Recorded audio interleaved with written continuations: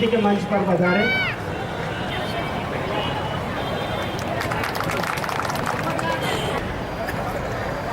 बाबा साहेब आंबेडकरनी 122મી जन्म जयंती निमित्ते वर्षोनी प्रणाली मुजब तेजस्वी विद्यार्थीओने तेजस्वी तारलाओने पारितोषिक वितरण तथा बाबा साहेब ने श्रद्धांजलि अर्पवाना आ कार्यक्रम समये आ संगीतमय कार्यक्रम समये मारी साथे उपस्थित धारासभ्य श्री हसमुखभाई, विस्ताરના કાઉન્સિલરશ્રીઓ, માન્ય શ્રી જીતુભાઈ, अन्य उपस्थित સૌ મંચ ઉપરના મહાનુભાવો, ઉપસ્થિત ભાઈઓ અને બહેનો, ખૂબ ઝડપથી વાત કરવી છે એટલે બધાનો નામનો ઉલ્લેખ કર્યો નથી. મિત્રો, બાબા સાહેબ આંબેડકર માટે મને શ્રી હસમુખભાઈએ અનેક વાત કરી અને મેં એમને એ જ કીધું કે તમે તો રાજ્ય સરકારના પ્રતિનિધિ છો એટલે તમારે તો વાત કરવી જ પડે.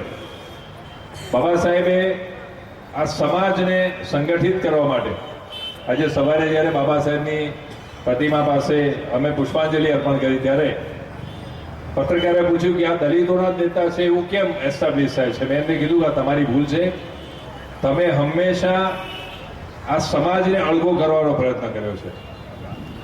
બાબા સાહેબ આંબેડકર એ માત્ર દલિતોના નેતા નથી, એ સમગ્ર રાષ્ટ્રના નેતા છે.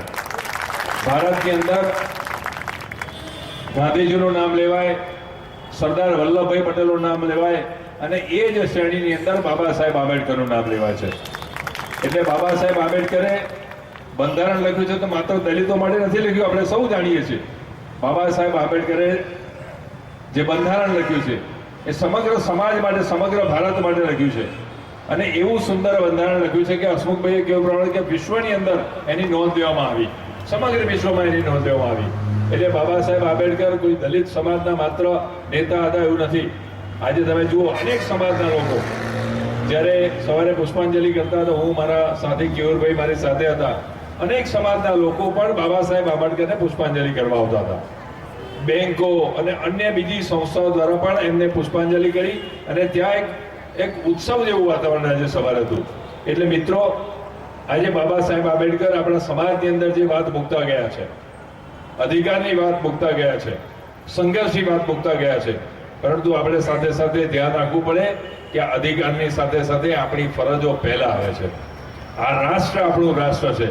બાબા સાહેબ આંબેડકરે જે વાતો કરી છે એની અંદર અધિકારીતાની વાત સાથે પોતાની ફરજની વાત પણ પહેલી આવે છે. આપણને જે સરકારે એમણે જ અને બાબા સાહેબે જ આંબેડકરે જે કાયદા આપણી સમક્ષ મૂક્યા છે એ કાયદાનું પાલન કરવું એ પહેલા આપણી ફરજ છે.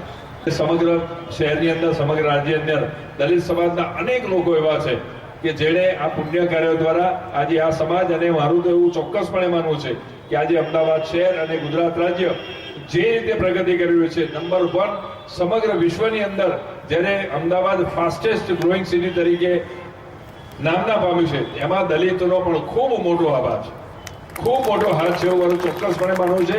કારણ કે છેલ્લા કેટલાક વર્ષોથી અમદાવાદ શહેરની પ્રગતિની અંદર હું હંમેશા નરેન્દ્રભાઈની સાથે કામ કરતો રહ્યો છું. તમામ સમાજના લોકોની સાથે દલિત સમાજનો પણ એટલો જ ફાળો છે.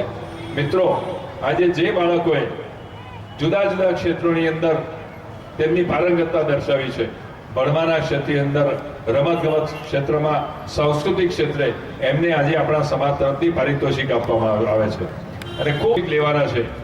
અને જે બાળકોને પારિતોષિક મળ્યા નથી ને આવનારા દિવસોની અંદર એમની એવી મહેચ્છા છે અને આવા કાર્યક્રમો દ્વારા બીજા બાળકોને, એમના માતા પિતાને પણ આ બાબતનું પ્રોત્સાહન મળે છે કે આપણા દીકરાને, આપણા દીકરીને આવું ભણાવીએ તો આવી રીતે મંચ ઉપર જઈને એને પારિતોષિક લેવાનું પણ સન્માન પ્રાપ્ત થાય.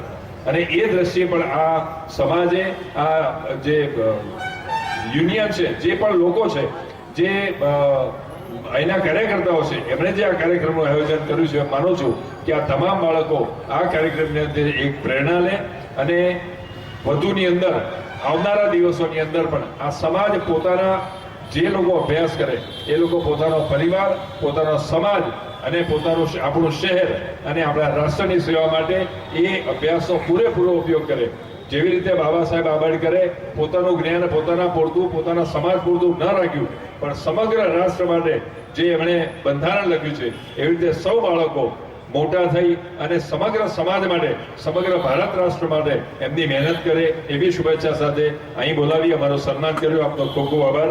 ધન્યવાદ.